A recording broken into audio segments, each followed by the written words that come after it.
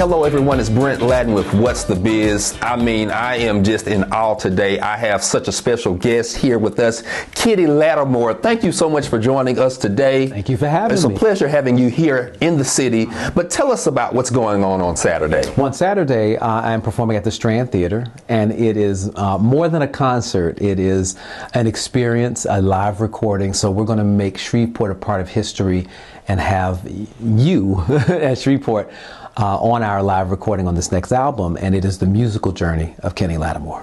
Wow. So tell us about that journey. We know that you have been a part of this industry since, I believe I saw 1988. Oh, man. 1980. So that's been a long time. I was born in 89, so it's been a while. Yeah. So tell us about your journey. I know even the start of your music started kind of with your mom. So tell us about that. My mom discovered I could sing when I was about 12 years old, and she was an educator. She's not living now.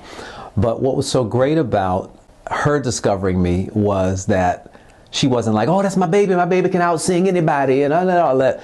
She was really like, I think that you have something special. Would you like to take voice lessons?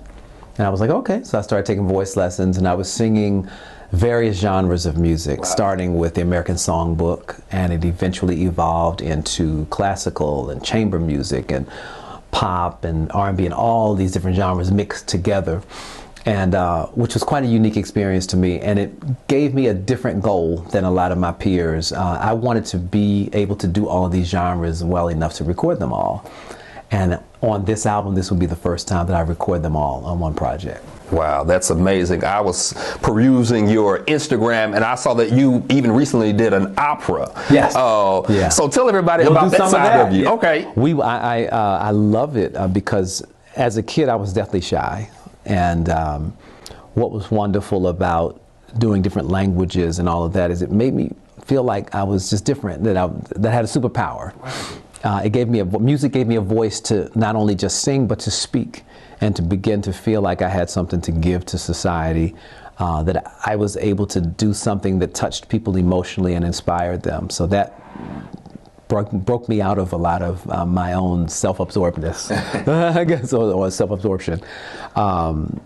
But I think that music just has this thing. A lot of people say it's a universal language and things like that, and it really is. It crosses cultures and race and creeds, and it's a very special kind of thing. That's what I want to share with Shreveport on Saturday. Wow, and I have to attest to that. I'm a musician as well, and I've been in music my entire life, and it just speaks so many languages at the same time. So we know that you've been a busy man for the past nearly 40 years, and even as of last year, you were inducted into the R&B Hall of Fame. So tell us about that experience. Wow, that was amazing. When I think about the other names, whenever you're inducted into any kind of organization, you think about who's associated with that. This is the National R&B Hall of Fame. So the greats that I admire that made me want to be a part of this industry, like Luther Vandross and Stevie Wonder and Shaka Khan and all, are inducted, and I get to be on a list with them. So I guess it was a testament of time, right? Because you're talking about artists that have had longevity, but at the same time that somebody noticed.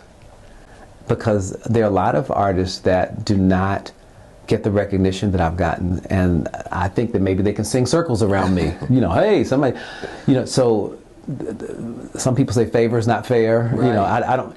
To me, I'm grateful because I believe it's all been about favor. It's not just been that I'm so awesome and I'm so great, as much as I do believe I can sing. Now, I'm not going to lie to that, but I'm grateful that different doors open for me, and I think what that means is that God wanted to use this platform to inspire people through me, and again, it had nothing to do with just my skill set.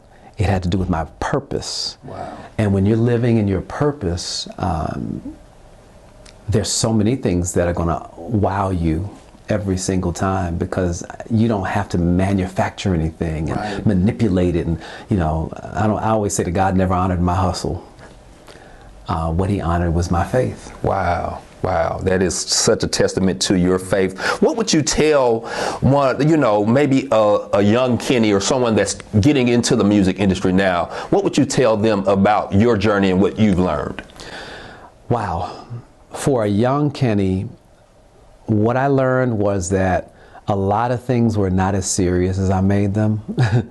I think a lot of times I stressed about being perfect and being great, just for a time period where I judged myself so harshly. And I, particularly even when my first album came out as a solo artist, if I had to perform for you, I wanted to hit that thing note by note so that you knew that I was really the singer that sang it. And it's like, who doesn't know that you didn't sing it, Kenny? Leave it alone, But in my mind, I felt like I had to prove something all the time, and you don't. That's one. Wow. Number two, just always remember to love it, because the world changes, trends change, business changes occur, and those things can make you emotional in your journey. Right. I've seen so many people, I don't want to be a part of this anymore because of the business.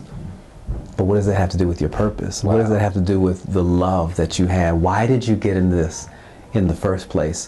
So a lot of times I try to tell young people coming up, remember to love it, and remember why why you got into it in the first place, and try to keep that spirit throughout the time that you do it. No, that's amazing. And speaking of your song For You, I told you off camera, I want to thank you for that song. I've played that at many weddings over the last 20 years. And of course, all of your hits. So tell us, what's something else that we can expect Saturday that will just wow us? Wow. Well, you're going to hear this cross of genres that I think none of my peers actually does. It's something a little different. It's not just the R&B show, but it's going to be a real journey where you'll get some of those American Songbook songs. You're going to get the Frank Sinatra to Nat King Cole to Luciano Pavarotti. You're going to get all of these different influences in one night. And at the same time, I'm going to reveal a little bit of the next single that's going to come out, which nobody in the world has heard, but Shreveport will hear it first. Oh, wow.